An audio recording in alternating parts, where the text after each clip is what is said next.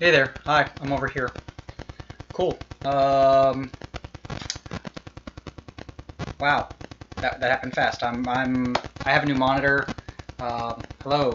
Uh, you see me looking all glossy-eyed as I have a new monitor, and I'm getting used to it. It's twice the size of my old one. It was a gift that I couldn't turn down, so I still juggling my camera setup and trying to figure out how to work this. But in the meantime, hi, I'm Tom, uh, founder at the Lift and Shift Foundation. Say that fast 3 times. Foundation founder, foundation founder, foundation founder. Yeah, that gets annoying and boring and obnoxious. So, hey there, how you doing? We're here today because I did some things with some veterans this month, and I want to share them. We've been talking about a lot of the things that the Lift and Shift Foundation does on a small scale, and me bringing that here to Twitch as a live stream and sharing more about Battle of the Bots a couple weeks ago, and how we're going to bring that program here to Twitch to start sharing with other people. But there's a lot of other things that happen on a very, very small scale that people don't see and don't know about. So I'm here to share quite a bit of that as we go on, and we're going to transition. I'm gonna change our schedule a bit to start adding content that maybe I am not the sole face of. Maybe I'm a host or a facilitator, but not necessarily just all me talking about what I do. I'm not the big deal here. So if you are catching me live on Instagram Live, Facebook Live, whatever those things are, you may have seen a reel today about this Tinkercad modeling class we had in September. Yeah, it was September. Wow, September 19th. I'm going to talk about that reel. I'm going to show you the design. We're going to dig into it a little more. I'm going to break it out in Tinkercad just like I did with some of the veterans who helped me design it. And if you haven't seen it, just go check out the reel. It's there. It's on our page, feed, whatever you want to call it. And if you want to learn more, follow along here on Twitch. I have about a minute left of these live videos before I cut away and dodge to the side, take my big fat head out of the middle here. But for those of you who may have seen this before, I have an app here that sends this video that rebroadcasts to Instagram, and I've seen it. It's about this big. I'm limited to the first few minutes of hi, meet and greet, I'm Tom, that kind of stuff. And I've got about 30 seconds left, so this is really my pitch, my elevator pitch type thing to tell you, come to Twitch. There's a big screen. The screen isn't this big. This is only a third of the screen. I'm going to go over here where you can't see me, and I'm going to show some screens and break out bigger things and better stuff. So follow along over on Twitch. And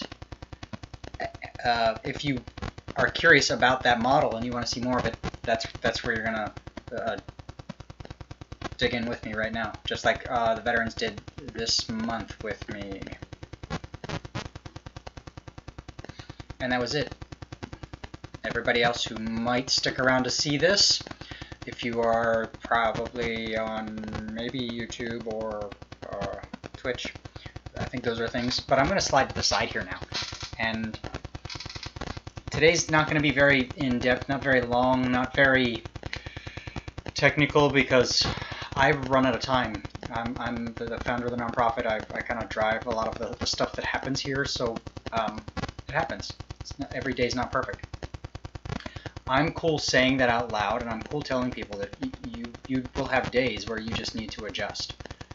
And today is one of those days for me. So rather than having a long, drawn-out, 45-minute, hour-long workshop, I'm going to break down what I did with a veteran workshop earlier this month and share it. So here's what you may have not seen if you do not follow us on Instagram. Is this thing right here. I'm testing out new equipment today also as we gear up toward. Let me programs and new presentations and bringing Battle of the Bots online. So that's my second camera. That's the backup phone. If you have seen any of these videos where I design little parts, that is my backup Google Pixel, and it's using DroidCam software, and it is looking at my 3D printer bed, the print bed. That is a dog tag hanger, and it's something we designed in a workshop. I'm going to go over it right now, but I actually put a dog tag on it. That is a not a real dog tag. It's not, you know, the ones that have my name and my rank and my serial number. I'm not putting my social security number on the internet. I didn't just fall off the turnip truck. Most of us know this now. We black out those things. So what that actually is, that black thing in the middle. Actually, let me get up and walk over to my 3D printer, which is actually right here. So here's my hand. You can see it. That is a real dog tag, and it says, "Dad, we love you." And what you may not be able to see is that's like a picture of my kids right there, and embedded on it. And we designed this dog tag so that it could display this dog tag display, so that it could display a dog tag in a variety of configurations. And I'm going to place this back on here just to show again. Oh, okay, no, I'm not. I'm going to leave it alone. There it is. There it is in all its glory. I used a commemorative dog tag, something that was on my dog tags at one point when I served in the Army. And I appreciate knowing my kids are around. I appreciate having the reminder when I'm overseas that I have kids. 3 of them, if you caught the whole picture. 1 for every deployment, just like most Army dudes. Anyway, the jokes aside, all of the humor out of the way. This was a fun design to talk through. We had an hour-long workshop, and here's where these workshops happen. I'm gonna break away from that for a minute. Yes, so this is our website, weliftandshift.org. I'm gonna go in here. No. weliftandshift.org is the website, right there. If you go to resources, and you go to this month at Lift and Shift, you will see September. So September, we had some design challenges. They're still open for today for like another 4 hours if anybody really wants to jam one in. But on September 19th, we had a Tinkercad modeling workshop right here, and you can sign up by clicking that. And there's this form to sign up. And I'm usually the person who hosts these. Excuse me. I will send out a Zoom invite. We hop online with a couple veterans. Usually I try to make these small groups where we can chat and collaborate and talk about not just the design, but the 3D printing behind the design, what capabilities and limitations the 3D printer has, and those type of things. So if you notice my 3D printer right here, let me make it a little bit bigger, just like that. So this is a Creality CR10 Mini. Yes, that's the number. And I have an Ender 3 Pro also around here as I start to grow a 3D print farm. And there are things these printers can and can't do. You can't. It's not just like a laser printer or an inkjet printer where you make your Word document and just mash the button and all of a sudden you have the paper you want. When you design tangible 3D objects, there are certain limitations in the process, and these are the things that I like to do in small groups. It's very hard. It's easy to teach the 3D modeling part, to teach the Tinkercad part, without the need for a small group. I can go through some of the concepts. Tinkercad makes it so simple, but to be able to answer all the questions and talk through why I can't print this thing upside down, for example, is something that really has to happen in small groups, because there's so many questions and there's some of the explanations dig into a little bit more science and manufacturing type chats. So I don't try to do that in large groups, but that's what happens in some of these workshops. That's what happened on September. Right there. That's what happened on September 19th. In this workshop, we designed that object right there, and I shipped it out to. Or actually, I'm not shipping it. I haven't shipped it out to the veteran yet. I just printed it. I've been away myself, but I'm gonna take, I don't know, 20 minutes today and chat about how we got there, how we came up with this, and you know, the process for creating a real design in a digital space, because that's something that I think a lot of people just hop into a design kind of frame of mind and say, I'm just gonna make something, I'm just gonna throw something together, and I'm guilty of it too. I get a little overconfident. There's a fine line between confidence and arrogance, and sometimes I need somebody to beat me in the head and remind me that I'm a habitual line stepper. I will step over that line, and sometimes it's good to be a little humble and say, no, I need to step back and have a plan. But I know I'm not the only one out there, so hopefully this helps somebody else. And at that point, at this point, I'm gonna disappear this goofy face and make the screen all big and go through the process of how we came to this design, because this design, I really dig this design. It's really kind of cool.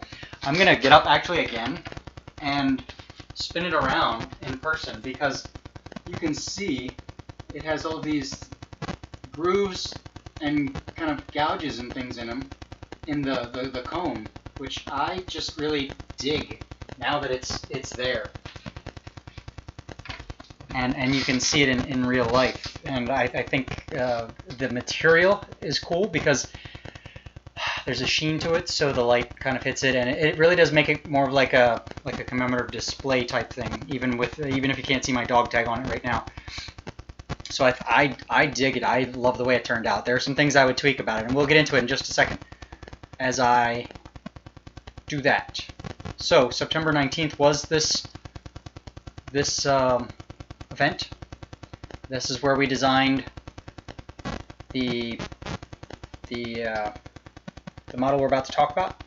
And there are some other things I should probably tell people, like we have sponsors. If you are curious about buying stuff online, you can get your prescriptions from our partner, CleverRx, obviously Amazon Smile, and Giving Assistant are super cool ways for people to donate without ever actually giving us cash. You can go get the stuff you need, and they will donate to us. But I'm going to ditch our webpage for a minute, and I'm just going to go to Tinkercad. Look, I've got it already open right here. So this is the design, and you can kind of see, if I zoom in close, it has these striations, these little grooves up and down in the cone, and I dig it. If you see our reel on Instagram might show this, because I spun this around a bit to kind of make that video, and it's cool. It's cool. It doesn't really come across as anything quite that shiny in a digital workspace. But let me back up very, very, very far, because all of this starts with the idea that we were making a commemorative dog tag holder. So the first step in doing that is we have this digital workspace. It's literally called a work plane. It's right there. It says work plane right there, right there in the space, this big grid. It says work plane. It's a digital work plane. It's a digital workspace. We don't have a real dog tag in this workspace. I have a real dog tag in my hand, but it's really hard to work with a dog tag or any object that is not in your digital workspace. So the first thing we did in designing this holder, this gray object here, this part right here, was we designed a dog tag. We did this from scratch. I will take it apart right now and show you that we cut the hole in it. We pieced it together from a bunch of basic shapes, and I broke out a digital caliper. I broke out this digital caliper right here and this dog tag right here, and we took measurements and made our own dog tag. Basically, in very simple terms, we transferred this dog tag from a physical, tangible object into a digital object, into an object inside this workspace. Oh, I'm going to bring it back. And that's literally the first step in designing things in a digital workspace, is to bring all of the tangible objects into your workspace so that you can manipulate them and work with them and create the things you need to create with the tools you have. It's a tremendous time-saving tool. It's a tremendous it's a sound design kind of theory, or not even theory, but practice. You don't guess with these things. You take as much guesswork out of it as you can. The old adage, as a carpenter, is to measure twice, cut once, and we actually did in our Zoom workshop measure some of these measurements more than once as we put together this dog tag. But here is the dog tag, which is modeled after a real dog tag, and it's a digital equivalent, basically. I can download this object as an STL file right here and actually print out dog tags, 3D, like on my 3D printer. But I'm not going to go there yet. But having the dog tag gives us the ability now to create an object based on the dog tag. And that was the first step. So we had this dog tag here, and then we could start to create something that would fit with it. So I could do this type of stuff. I could manipulate the dog tag and literally hang it on this object just like that.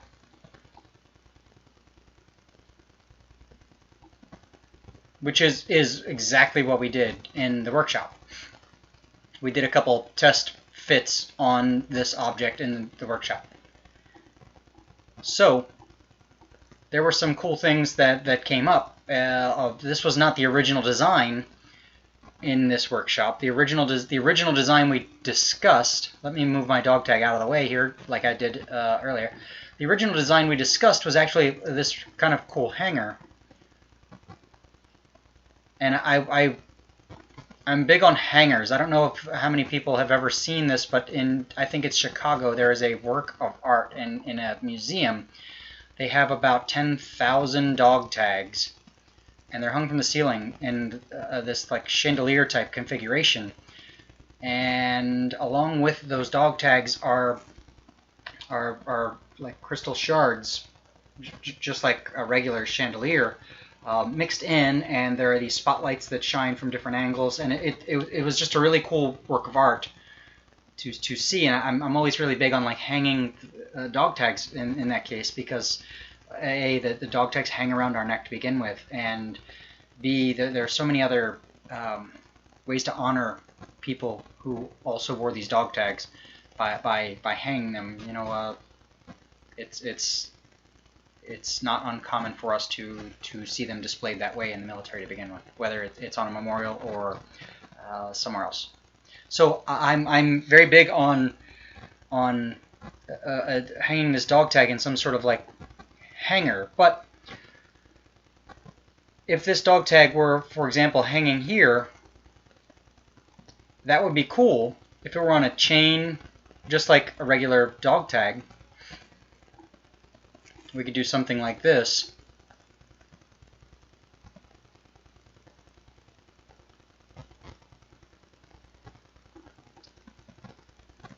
And today's rather quiet because I'm short on time, so it's not a very long, drawn out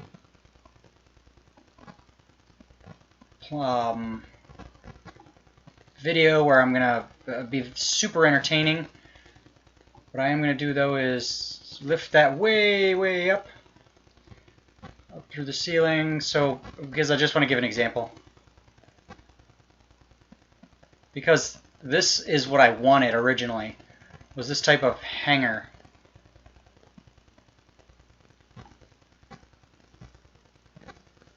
So, and I keep grabbing the wrong button. So if you can kind of follow along and see that that was the original idea, like that, for like a hanger for dog tags. That's my makeshift chain, because I'm not going to spend a boring 20 minutes struggling with making a real chain. But if I tried to print this design, I would run into a lot of problems. First of all, 3D printers print by adding material layer by layer, and it starts with, if we go back to my printer view here, it starts with, oh, did I not? Give me 1 second, people.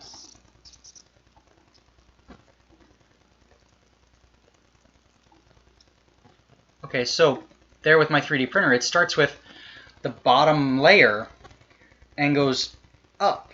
So that yellow surface is actually my printer bed, and the first layer gets attached to the bed, and then a second layer goes on top of the first layer, and so forth. So if you are looking at that, and let's make it big, let's make it real big. What do we really got to lose here? Except I'm going to move it down some.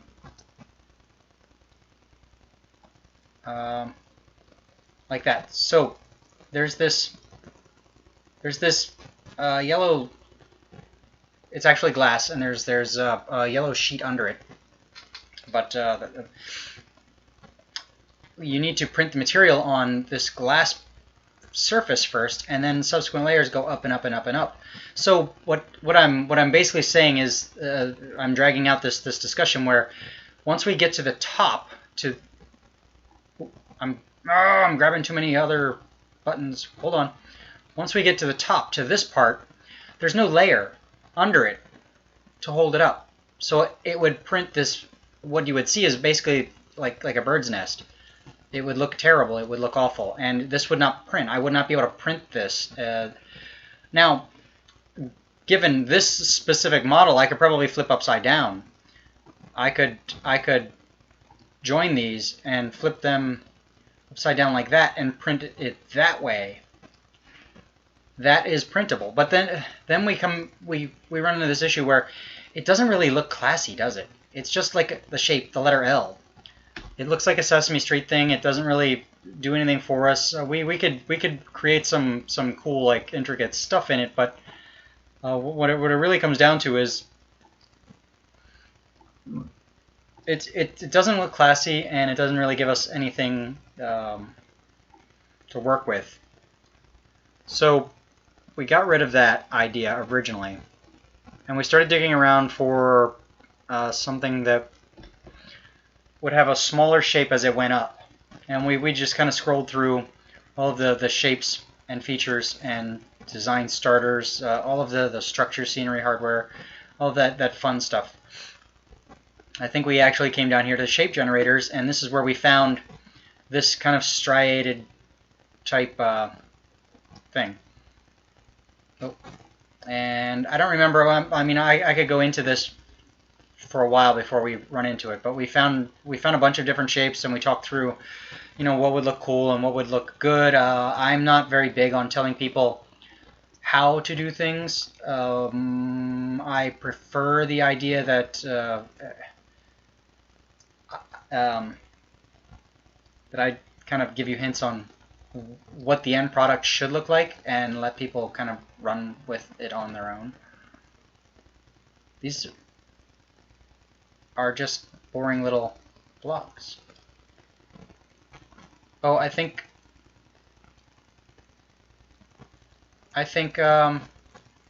this is interesting. This is something that seems to happen to Tinkercad a bit. I don't know if I've run out of memory or Chrome has run out of memory, but I can only load so many things at once. And now these are blocks. So I think it's my Chrome that's run out of memory, probably because I have 19 windows open, my second camera, that kind of stuff. So that's good to note for the future. I will probably struggle with that as we host events. Maybe I will be breaking out a laptop and my desktop. We'll see how that works, but good to know. So we found this cone, and I'm going to take this apart for just a second.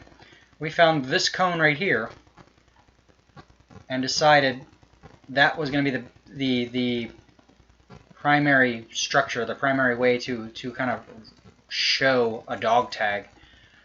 And then we added a bunch of features to the cone. For example, you can see we cut in a space to have a dog tag on the top. So you could use this and you could put a dog tag on it. And if you notice, there's a slight angle to this dog tag here because the groove is cut at a slight angle so that gravity helps us hold it in place a little bit. Gravity's pulling this top down to the side, not directly down. Then all of a sudden we have it's a slight shift. I can't remember the term, but I promise gravity and torques and centers of gravity come into play where it helps the dog tag not vibrate out of this base. And that right there is how we cut the groove in the top. We added these little pins around the side, so you could technically add 5 dog tags on this holder and have them all displayed. And this is where I let the veterans take over in the design process, and I just kind of toss ideas out there and say, hey, what about this? Hey, what about that? Well, this might look a little creepy. Would it, you know, I like to pose questions and let other people come up with the design, and this is exactly how it worked for us. And we only had an hour, so we couldn't spend all day on this. This was for me, a quick and dirty, hey, let's do this. By the end of this hour, we want to have something we can put a dog tag on. It worked out very, very, very well. I'm extremely pleased with it. I've mentioned this before. And at this point, I am going to share both images right next to each other. Check it out. Look at it. Look at it. Just like that. So that is super cool. And there it is in real life. There it is in a digital space. So you have this model dog tag right here in the digital space, and you have this dog tag holder, this commemorative type thing. And on the smaller screen above me, you can see that we actually printed this out. I printed it yesterday, day before, late night the night before. And this is one of those parts that I'm not going to say it's giant, it's not big, but it did take over 3 hours to print, so it's time consuming to watch. From a personal standpoint, I will leave this part once I see that it's running and going and it's adhered to that yellow base, and a few layers are stuck down for the initial like building. That way the fan turns on and everything ramps up to the right speeds and things. The temperatures all adjust to from the initial layers to the main production phase of the actual part. I do that stuff early enough so that I can sack out and go get some sleep for a while, and when I get up or go to the gym or wherever else I need to go and do things, I come back and this thing is done. I actually have a video of it. I set up this Google Pixel phone to take some video and watch this. It turned out to be an 18-minute video, so it's nothing I'm going to share on social media. But we did come up with the reel on Instagram, which shows both of these in a rotating type of think I did. I think I did something like that. I don't remember.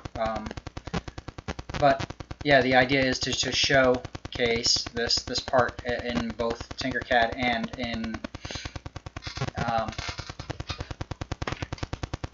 well, real life. So there it is. You can see it. Real life, real person. That was what I ended up printing, and that's the real part. I turned it right there so you can see some of the sheen and the angle, and you can see it a little better if I do that. Zoom in on it in the digital workspace, but I really dig how that turned out, and it didn't take very long. Like I said, this takes about an hour, and it's a really productive workshop, especially for people who don't have a 3D printer, because the veterans who join me and don't have a 3D printer, they get this in their hand. I'm printing this out and I'm shipping this to them so they can see this Model A, and then B, they can see it in their hands in real life, and they get an idea of one, how to 3D print, how to model parts, and two, how to what comes out, what the end product looks like, what you're capable of. So that's about the end of my live stream here, I think, as a general rule of thumb. This stuff happens monthly. This is one of those workshops that I probably will never stop doing because I honestly love it. I think 3D printing is